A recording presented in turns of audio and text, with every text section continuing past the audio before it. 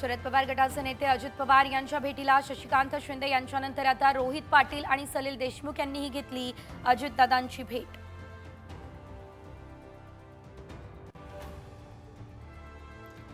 परभणी आणि बीडच्या मुद्द्यावर आज मुख्यमंत्री देवेंद्र फडणवीस देणार निवेदन, कारवाईची घोषणा करणार का याकडे लक्ष।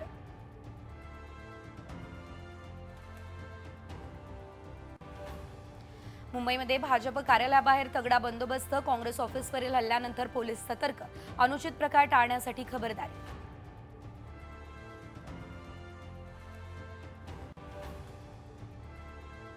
संसदेबाहेर झालेल्या धक्काबुक्की प्रकरणी आता काँग्रेस खासदार राहुल गांधींविरोधात गुन्हा दाखल, काँग्रेस आक्रमक, आजही आंदोलनाची शक्यता।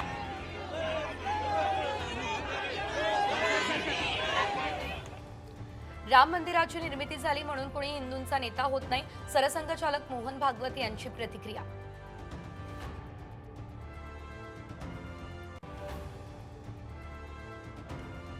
धुळे महाबळेश्वर पेक्षा थंड, पारा 7 अंशांवर, पुण्यातही गारठा वाढला।